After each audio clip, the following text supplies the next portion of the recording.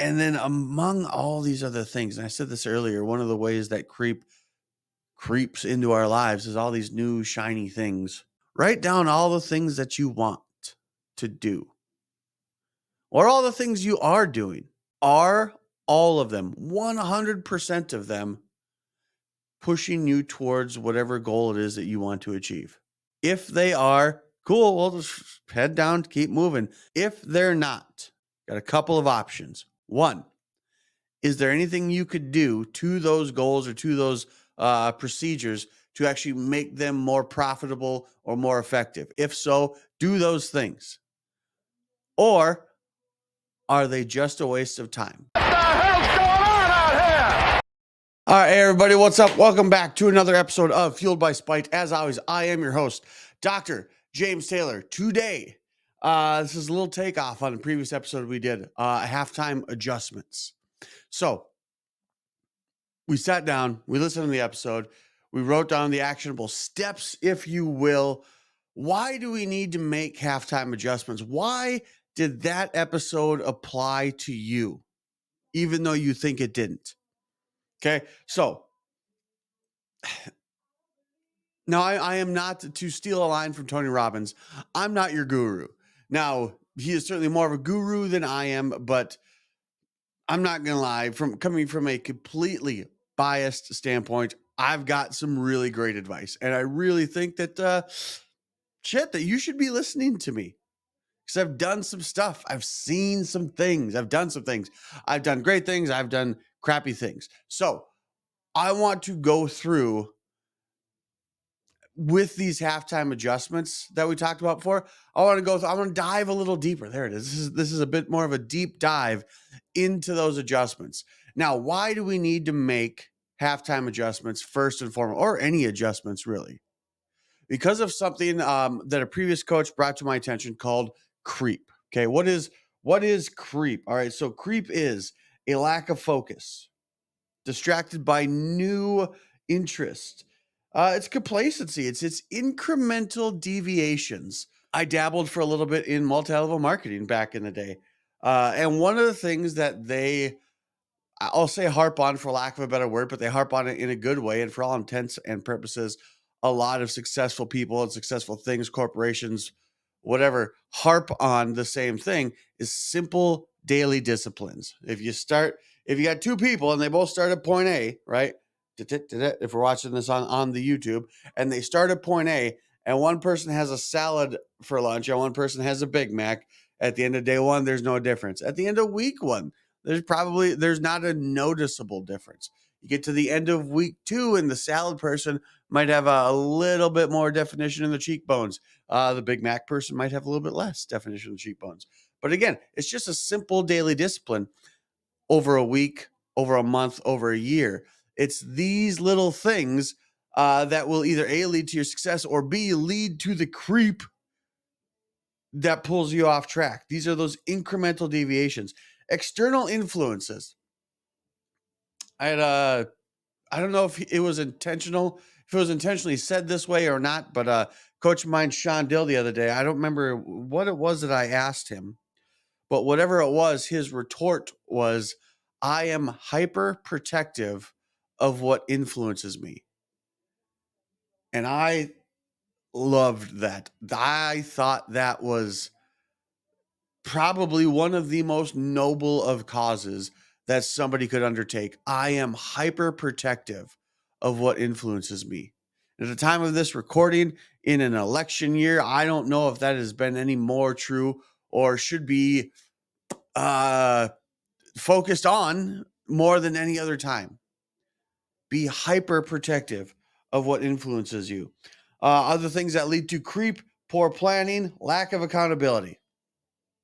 I mean, this goes back to the schedule stuff we've been talking about forever.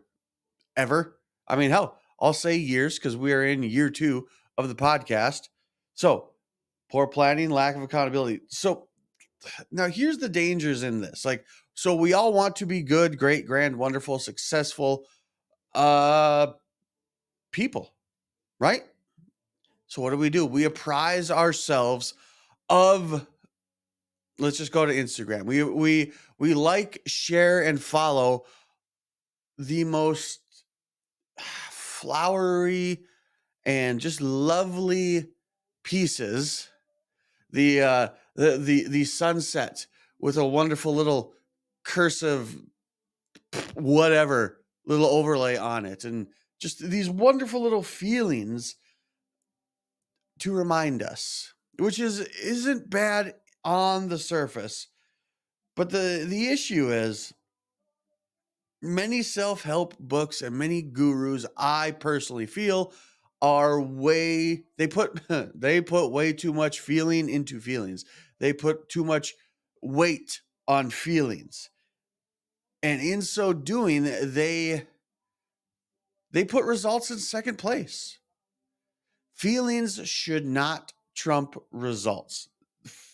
Fact. They just feelings should not trump results. If you are driven for success, if that is your end goal in whatever success looks like to you, whether it's money or wealth or fame or time freedom, feelings aren't, they're not the number one priority. They should be in, well, I'll say the top five. They should be in the top five, but they shouldn't be, man, they shouldn't be in the top five of your time commitment.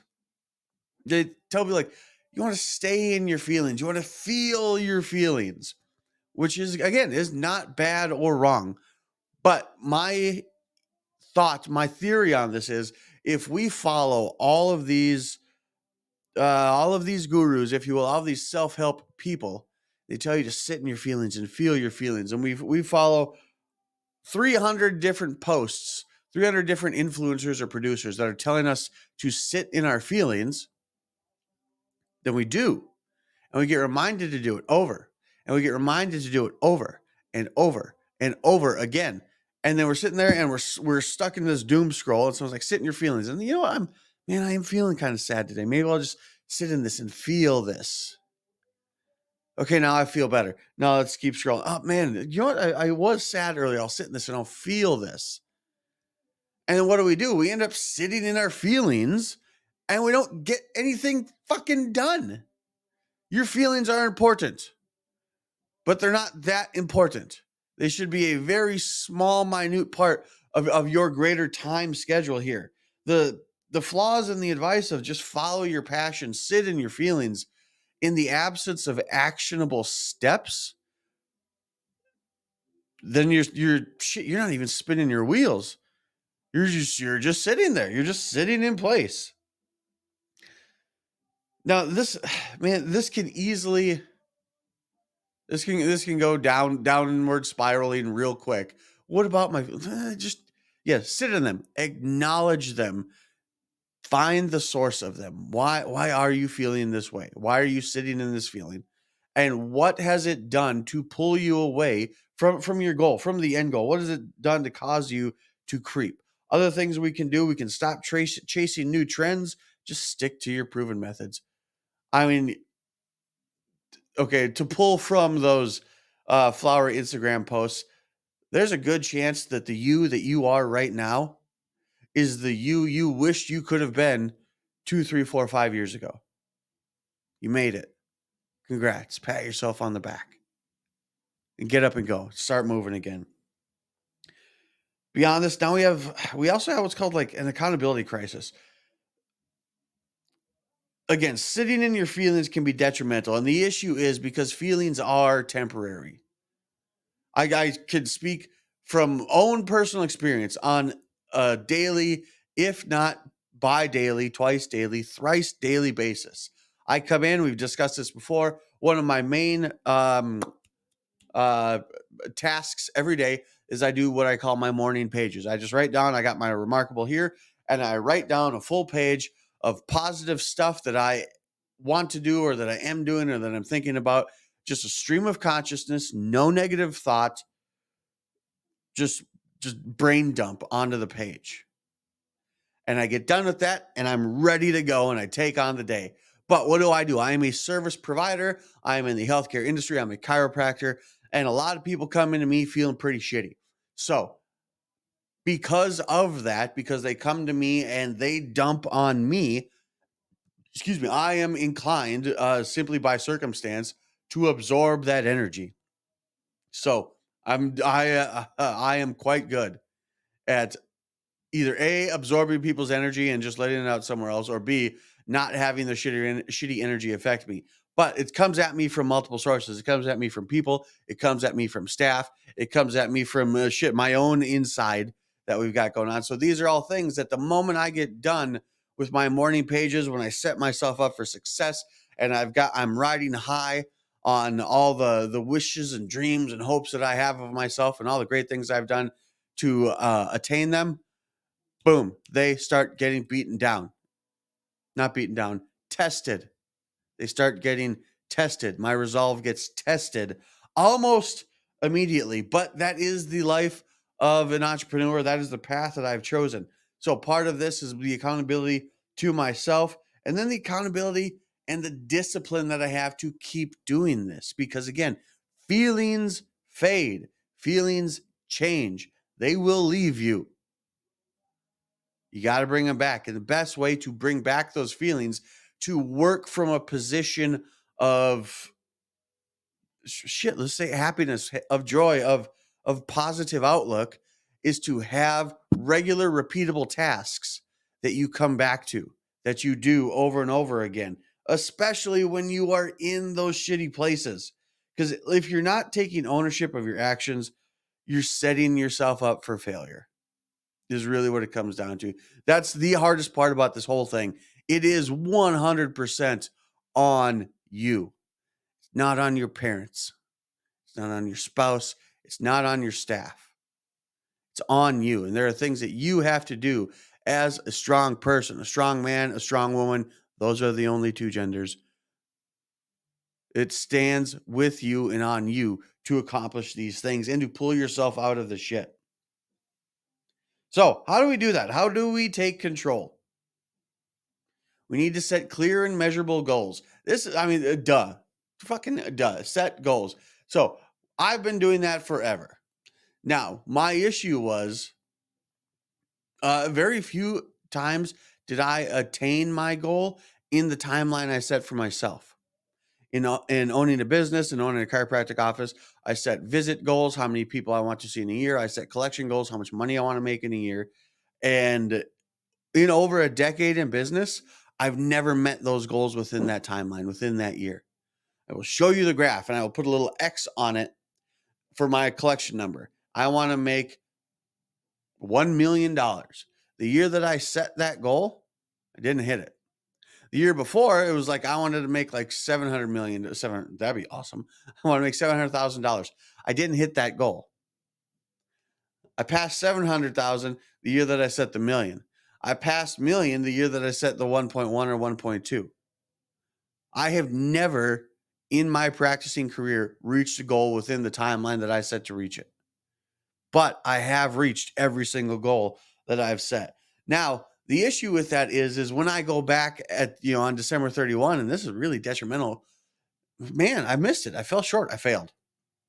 Not only that, in 24 hours on January 1st, I start all over. Everything goes back to zero.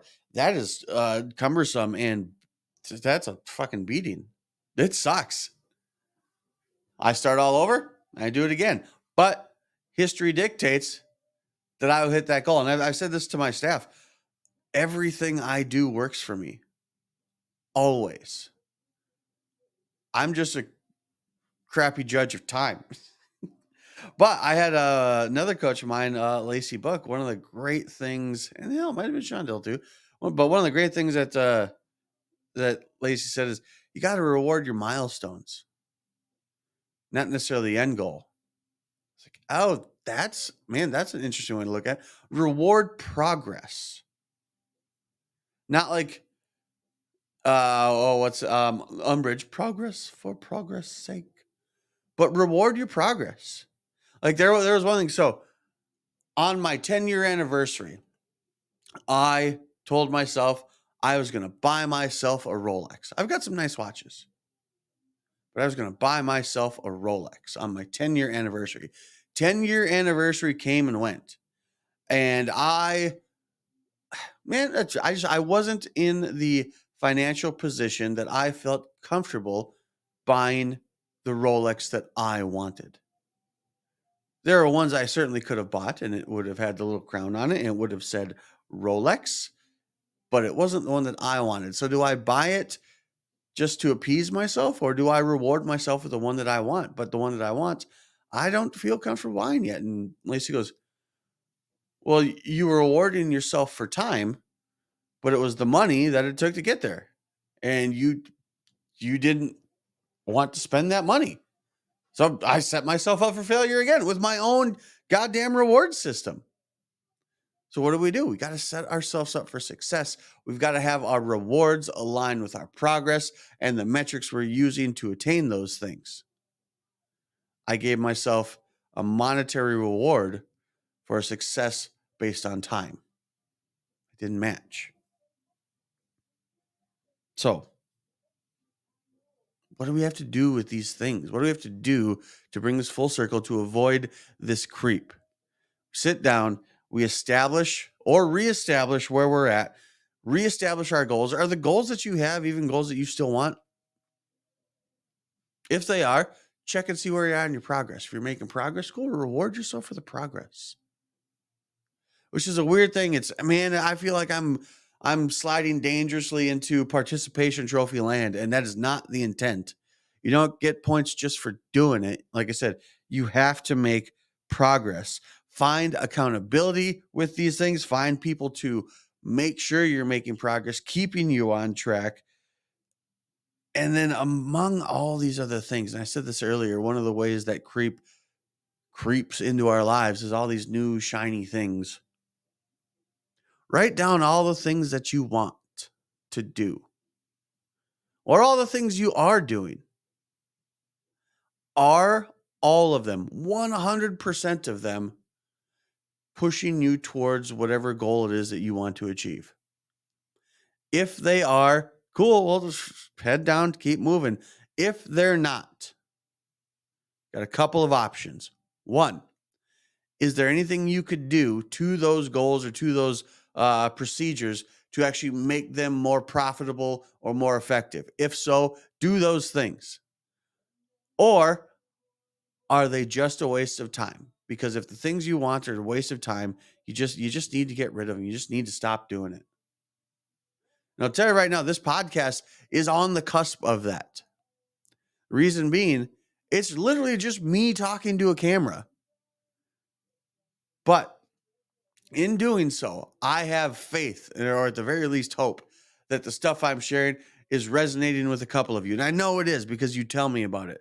But then two, every other episode, the ones where it's not just me, I've got someone sitting right there. And I'm giving them an opportunity to talk about their struggles and their lives and their successes and their failures. And it is doing wonderful things for them. So, is this generating income or anything for me? No. Parentheses, not yet. But is this propelling people forward? Is it? And hell, in so doing, is it propelling myself forward? Hell yes. Hell yes, it is. Because I've met some cool people doing this stuff. I've made some cool friends. And there's going to be some cool collaboration opportunities ahead because of what I'm doing here. And the funny part about this is, I'll throw this in with a little bit of spite at the end, is basically the reason I'm doing this is because a guy told me I couldn't. I had a previous coach. It's like, hey, I'm going to do a podcast. He goes, why would you do that? I don't know, just to get my face out there more, to get my name out there more. Are you going to keep doing it? Well, I imagine. If you're not going to keep doing it, don't start. So he put this thought in my head that I wasn't even going to start. So, okay. Same thing with a newsletter. You know how easy a newsletter is? I got a newsletter for my office. Hey, I'm going to write a newsletter. He goes, why? Who's going to write it? I am. Are you going to write it every week? Yeah. Well, you're just going to quit. What a weird thing for a coach to say. You're just going to quit. Interesting. But all that being said, we've all hit creep in one way, shape, or form. I'm sure some of us are sitting in it right now. Some of us are sitting in it deeper than others. So while you're sitting in it, sit in and just take note of where you are. Take note of your feelings momentarily. Take note of your goals. Take note of the things that you've done that have got you into this position. Analyze those things. Get rid of the things that have pulled you in there. And man, this is a tough love, hard nose. Fuck it, make a change. Just decide right now to make a change. Write the stuff down, the stuff you want to do. Write down the stuff that you're going to stop doing. Maybe review that every now and then. That's not a bad idea. Write down the stuff that you don't want to do anymore. And then hang on to that list. So that way later on you can go back and look at it and make sure that you're still not doing those things. Shit, for those of you that made it this far, that's probably the best tip of this whole thing. Right here. Fueled by Spite. Check out Aspire Chiropractic. That's this shirt. That's where I'm working. We're tying all these things together. If you're watching this locally, make sure you're on the list. This Friday, we gave out $300 worth of stuff. If nobody picks it up, next Friday, we're giving out $400 worth of stuff. Follow the office on Instagram if you're not there, at Aspire Chiro DFW. We dropped another $100 tab yesterday over at JJ's Taco Shop. We do that every week. And again, we've got, man, there's so much cool stuff going on. And the coolest part about it is I had a guy tell me once, you don't want to do all this stuff because you're not going to be able to keep it up. You don't want to help other offices and promote other businesses because then everyone's going to want you to promote their stuff. That's cool. I want to do that. I want to help you win. Whether it's by this advice, this information, me sharing my stories, or you posting up on our list or on our doctor sent me popping into the office, doing collaboration stuff with this here. Look at all these other people that we've interviewed. What is that? These are offices, these are businesses, these are people that are doing fantastic things. It still blows my mind every day. I log on to Instagram and I see this goofy little plumber with 300,000 views. Biggest video I've ever done. And man, I would have expected it. Check out Big Beard Plumbing. Guy's awesome. Guys, thanks again for watching another episode of Fueled by Spite. As always, I'm your host, Dr. Taylor. And once again, you will learn more here by accident than elsewhere by design. Before this whole thing started, I could tell you I was in one of two places. Either A, I was uninformed, or B, I was an idiot. After proving to myself that I can do this stuff, I can tell you beyond a shadow of a doubt, I am no longer uninformed. I hope you can say the same. Thanks for watching, guys. Like, share, follow. Aspire Chiro DFW, Spiteful Success. Go back on the other episodes. Click on all the links that we've got of all these other people because that's why we're doing this, is to get them promotion, get them eyes on them too. See ya.